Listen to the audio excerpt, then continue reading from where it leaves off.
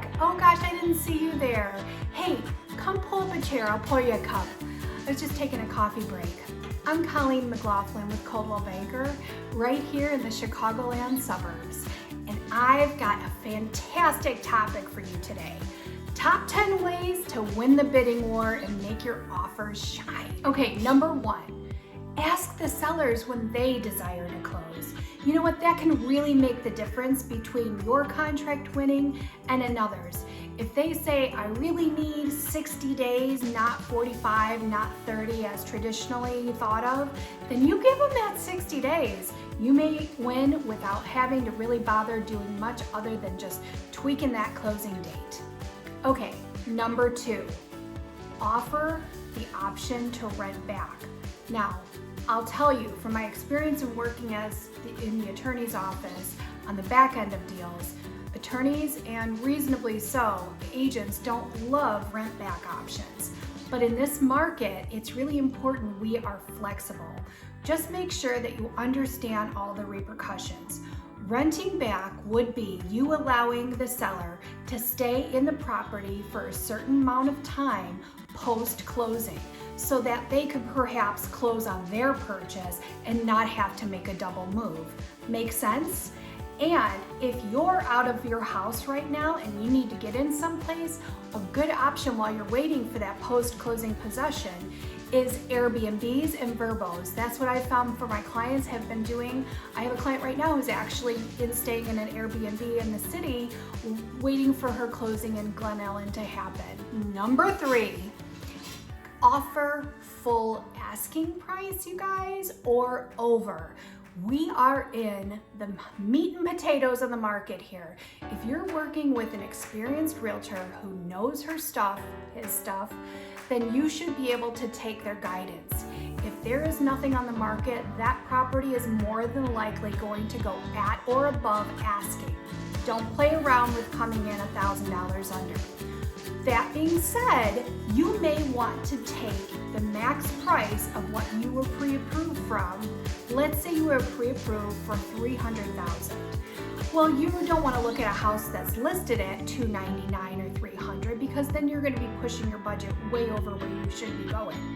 What you should do then is perhaps look at some homes that are listed at $275 or $280, $285. Get what I'm saying? So that you have some room and flexibility to be able to go up to that point or over if necessary. So don't waste your time. Go ahead and offer full asking or over within your comfort zone of what your pre-approval states.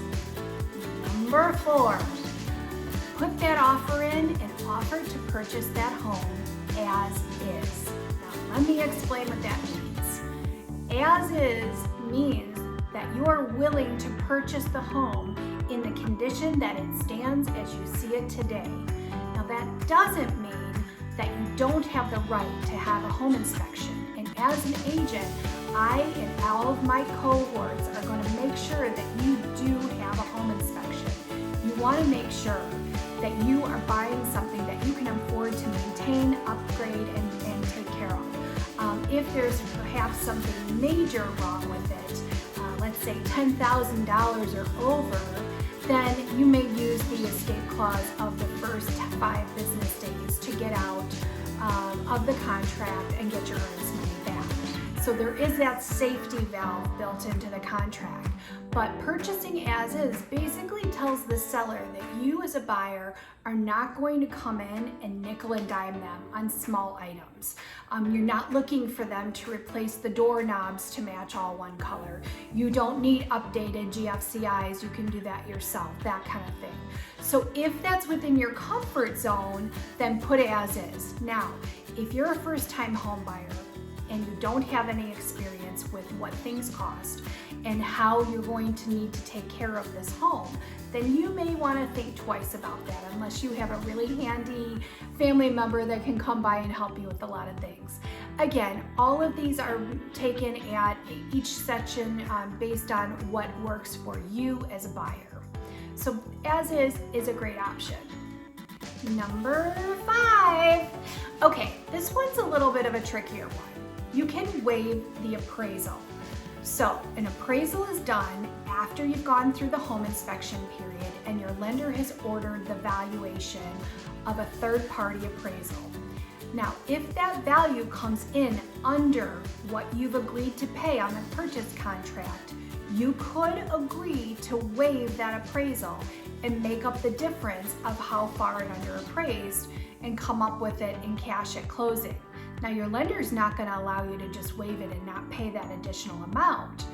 That being said, unless you're a cash deal or if you have a high percentage of cash down, some lenders will allow that to be waived. Obviously, cash deal, you're not even dealing with an appraisal. But for a lower end down payment, appraisal is definitely an issue. So if you want to waive the appraisal, but maybe not waive it with an unknown number, maybe say, you know what, if the appraisal comes in $5,000 under what we actually agreed to pay for, we'll bring that money to closing additionally. We're willing to do that, $5,000 or $10,000. It's really a good show of strength to the seller that you're willing to come up and can come up with that money should need provide. Number 6, talk to your lender and check your financing. So obviously we're all getting pre-approved when we're putting in an offer, but are you going conventional, FHA, VA, USDA? All of these are different and really come into the seller with a different thought process of what would be the most successful outcome for them. Cash is king, but most of us aren't purchasing with cash today, thus the reason for the bidding wars. So if you're not conventional, if you're purchasing perhaps maybe with an FHA loan or a VA loan or a USDA loan, a lot of those are low or no down payments. And the sellers tend to look at that as like you have no skin in the game. So they feel like your financing might be a little bit shakier than someone who perhaps has a conventional loan for 10% down or 5% down. There's a lot more hoops for the lenders to jump through in order to clear that loan. So FHA and VA and USDA have inspections that are combined with the appraisal. There's much more stringent rules and regulations. So although we'd love for you to be able to use those products, and in certain cases you certainly will, in this market I will just say conventional is leading the road on the offers. So if it's possible that your lender can get you into a conventional loan versus another type of loan, I would see if you can do that and see if it makes sense for you. Number 7, underwrite that loan. To piggyback on number 6, talking about loans, you can actually go to lenders. Not all lenders are equal, but you can go to a lender. I always say use your realtor's preferred lender because they work with them every day. They know they can get the job done satisfactory. Go to them and see if they can do a full underwriting process. So a pre-approval is one thing where they pull your information and your credit history. When they're able to do a full underwriting process, they do a full underwriting. So they're looking for everything from A to Z.